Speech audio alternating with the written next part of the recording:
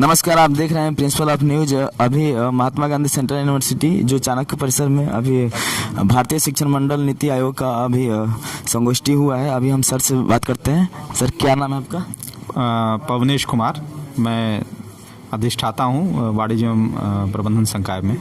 Sir, Bharatiya Shikshan मंडल नीति आयोग इस पर संगोष्ठी हुआ है, उसके बारे में आप? ये जो संगोष्ठी है ये भारतीय शिक्षण मंडल उत्तर बिहार, नीति आयोग जो भारत सरकार की संस्था है और महात्मा गांधी केंद्रीय विश्वविद्यालय इसके संयुक्त तत्वावधान में हुआ है। और ये मुख्यतः जो शिक्षकों की जो भूमिका है नई शिक्षा नीति में, क्या भूमिका होगी, कैसे लागू होगी और कैसे इससे ज़्यादा से ज़्यादा जो लाभ प्राप्त किया जा सके, खास तौर से जो भारत का जो पुनरुत्थान की जो बात चल रही है और सांस्कृतिक पुनरुत्थान की उसको लेके था। और इसमें मुख्य अतिथि के तौर पर जो राष्ट्रीय उपाध्यक्ष हैं भारतीय शिक्षण मंडल के प्रोफेसर मनोज दीक्षित जी, वो थे। पूर्व कुलपति राम मनोहर लोहिया विश्वविद्यालय अयोध्या। और मुख्य वक्ता के तौर पे संगठन से थे राष्ट्रीय महामंत्री डॉक्टर उमाशंकर पचौरी जी। और इसकी अध्यक्षता कर रहे थे प्रोफेसर संजीव कुमार शर्मा सर, जो माननीय कुलपति हैं महात्मा गांधी केंद्रीय विश्वविद्यालय के। तो कुल मिलाजुलाकर इस संगोष्ठी का उद्देश्य था जागरूकता पैदा करना और राष्ट्रीय शिक्षा नीति में शिक्षकों की क्या भूमिका होगी, खास तौर से इसको लेकर जो है इसमें जो है डेलिब्रेशंस हुए हैं। सर, इसमें स्टूडेंट के क्या योगदान हो सकते हैं? नहीं जी, क्योंकि ये शिक्षा नीति जब लागू होगी, क्योंकि कोई भी विश्वविद्यालय जो है वो स्टूडेंट और टीचर को मिलकर ही बनता है, तो जो शिक्षकों की जब भूमिका इसमें बढ़ेगी तो ये ज़रूर है कि इससे जो विद्यार्थी हैं, ये विद्यार्थी, क्योंकि शिक्षा नीति विद्यार्थियों के लिए है, क्योंकि वो शिक्षक तो एक माध्यम है जो शिक्षा प्रदान करता है। तो मुझे लगता है कि जब ये शिक्षा नीति पूर्ण तौर पे लागू हो जाएगी तो जो विद्यार्थियों की जो अपेक्षाएं होती हैं, जो उनके जीवन के उद्देश्य होते हैं, उसको पूर्ण करने में ये सहायक सिद्ध होगी। और विद्यार्थियों की यही भूमिका है कि वो शिक्षकों के साथ मिलकर इसको और कैसा बेहतर कर सके, शिक्षा नीति को लागू करने में और इसकी जागरूकता पैदा करने में इस पर ध्यान देना है। Thank you sir. सर, अभी भारतीय शिक्षण मंडल नीति आयोग का सर अभी संगोष्ठी हुआ है सर इस विश्वविद्यालय में। सर, इस पर आपका विचार क्या है सर? जैसा कि अभी इस कार्यक्रम के संयोजक प्रोफेसर पवनेश कुमार जी ने बताया कि शिक्षक जो है वो एक समाधान के रूप में और पूरी भारतीय जो शिक्षा व्यवस्था है उसके लिए राष्ट्रीय शिक्षा नीति जो आई है, ये सही मायने में राष्ट्रीय तभी होगी जब इसमें भारतीयता होगी। भारत का स्वत्व जब इसमें जागृत होगा तो यह शिक्षा नीति वस्तुतः सही मायनों में राष्ट्रीय हो सकती है। और इस रूप में शिक्षक और विद्यार्थी, क्योंकि हमारे भावी जो कर्णधार हैं, युवा पीढ़ी है, उसी के लिए ही यह राष्ट्रीय शिक्षा नीति बनाई गई है, उन्हीं के भविष्य के लिए, इस राष्ट्र के भविष्य के लिए।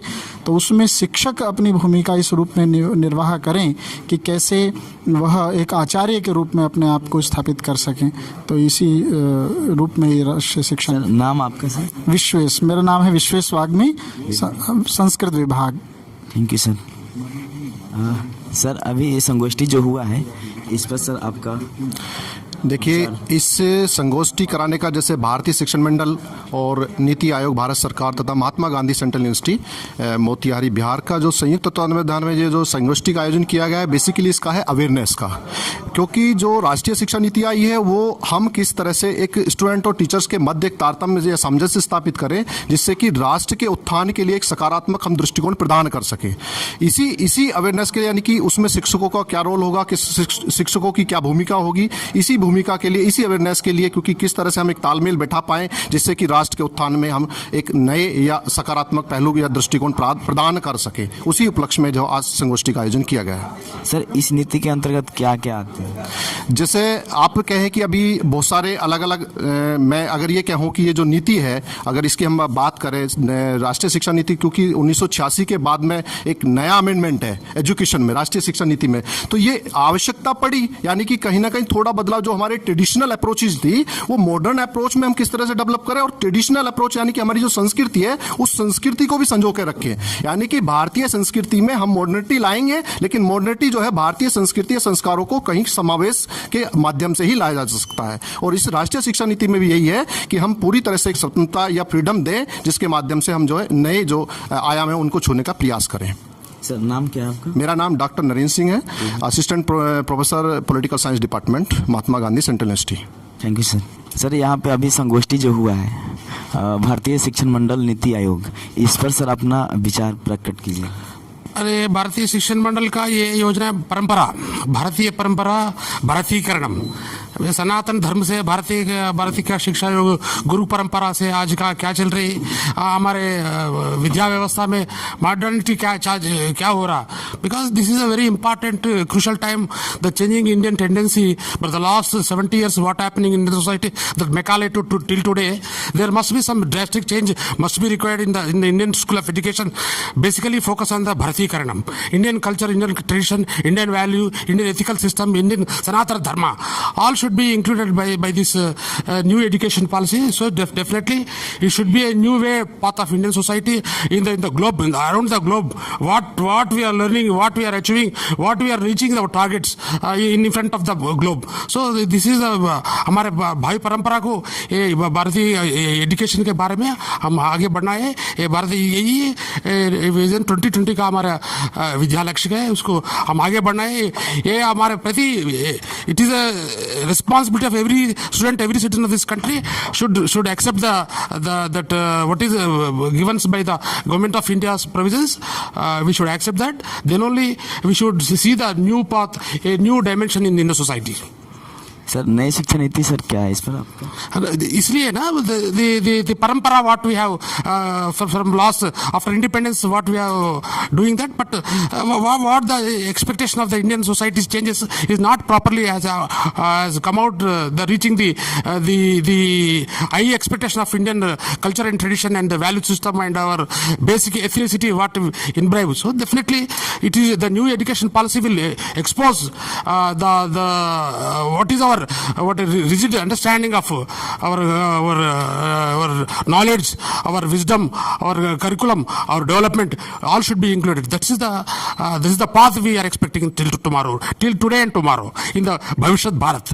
So Bharat Atmanirbhar Bharat, Bhavishyat Bharat, the future Bharat, all this will be, we can expect a glory in the world coming future. Definitely it will going to happen. We should expect that dream we are fulfilling that.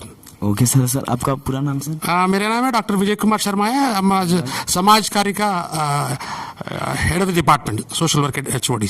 Thank you sir. Sir आपका नाम पूरा? मैं doctor Ambikesh Kumar Tripathi, assistant professor, department of Gandhi and peace studies.